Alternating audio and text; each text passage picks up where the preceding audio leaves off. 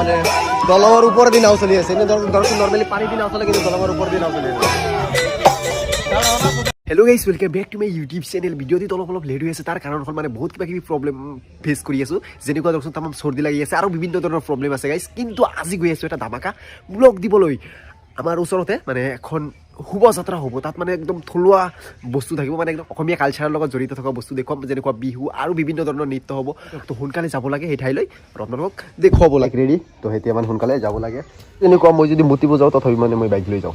গৈ আছোঁ আৰু আনন্দ মেলাৰ সাংস্কৃতিক শোভাযাত্ৰা। আনন্দ মেলাৰ সাংস্কৃতিক সম্পাদক মোৰ লগত আছে। তো কেতিয়াৰ পৰা আৰম্ভ হ'ব? আমাৰ দ্বিতীয় বাৰ্ষিক বাণিজ্য মেলা আৰু আনন্দ মেলা অহা 24 ডিচেম্বৰৰ পৰা 31 ডিচেম্বৰলৈ হ'ব। আৰু আমাৰ এইখন মেলাৰ 27 তাৰিখৰ বিশেষ আকৰ্ষণ আছে আমাৰ জনপ্ৰিয় কণ্ঠশিল্পী আমাৰ অসমৰে নাহিদ আফ্ৰিন আহিব, মানে ধামাকা হ'ব এইবাৰ। তো আপোনালোকে সকলোৱে আহিব, চবেই আহিব আপোনালোকে। ইয়াৰ পৰা একদম মানে চবে মানে এনেকৈ কৰি শোভাযাত্ৰা কৰি কলনীলৈকে যাব আৰু মানে চব দেখুৱাম। চব লাঠি চাঠি চব হাতত লৈছে, মানে এইবিলাকৰ ধৰকচোন এটা মানে কিবা আৰু হ'ব আৰু সাংস্কৃতিক কালচাৰেল কিবা। আমি ধৰকচোন খোজকাঢ়ি 1 কিলোমিটাৰমান আহি পৰিলোঁ আৰু যাব লাগে 1 কিলোমিটাৰমান। মজা লাগি আছে। ঘৰত বহি থাকিলে ধৰচোন এনেই বৰিং মানে ধৰচোন এনাৰ্জি লছ হয় ঘৰত যদি বহি থাকে আপোনালোকে। ফূৰ্তি কৰিব লাগে। চব মানে দলঙৰ ওপৰেদি নাও চলি আছে। এনে ধৰকচোন নৰ্মেলি পানী দি নাও চলে, কিন্তু দলঙৰ ওপৰেদি নাও চলি আছে। ইয়াত আপোনালোকে নতুন বস্তু দেখা পালে।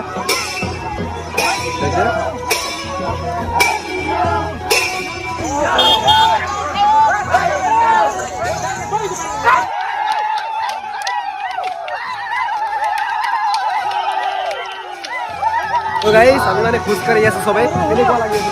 ভাল লাগি আছে, বহুত ভাল লাগি আছে। তো ইফালে আছে কেনেকুৱা অনুভৱ বহুত ভাল লাগি আছে। চবৰে গাইজ ভাল লাগি আছে। তাৰ কাৰণ হ'ল চবে ধৰচোন 2 কিলোমিটাৰ অলৰেডি খোজকাঢ়িলে আৰু ধৰচোন আহোঁতো 2 কিলোমিটাৰ মান খোজকাঢ়িব লাগিব। মানে 4 কিলোমিটাৰ খোজকাঢ়িব লাগিব।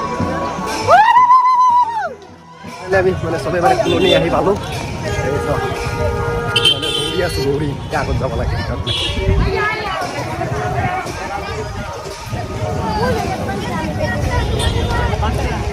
মানে আগে যাব লাগে।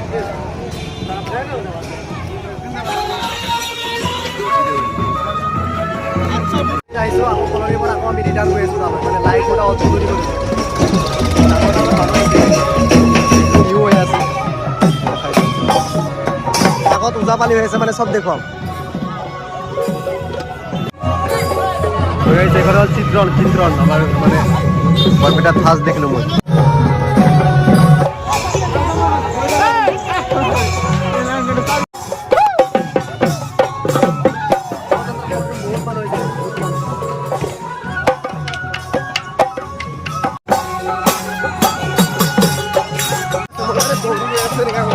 সোনকালে যাব লাগে, মানে আগত যাব লাগে।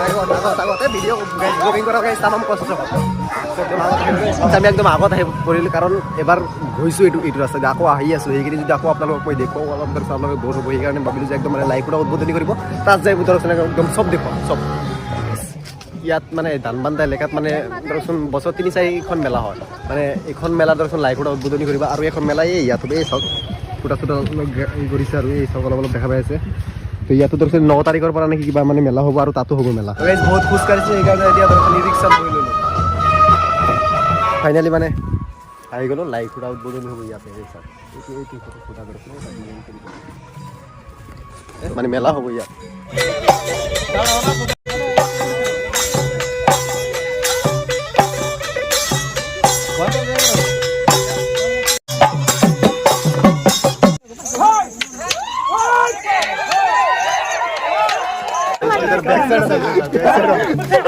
বেক সাইড ফ্রন্টত মানুহ নাই, লাইক ওটা উদ্বোধন কৰিব।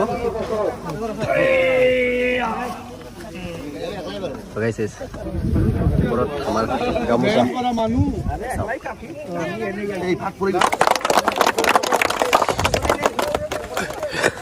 লগতে এইবিলাক দিব, ফুটা দিব। আৰু মেইন লাইক ওটা যিটো উদ্বোধনী কৰা হৈ গ'ল।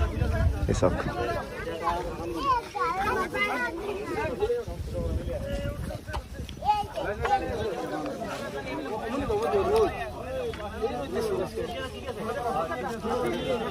মানে খাব দিব, আহি গ'ল চবৰে হাতে হাতে।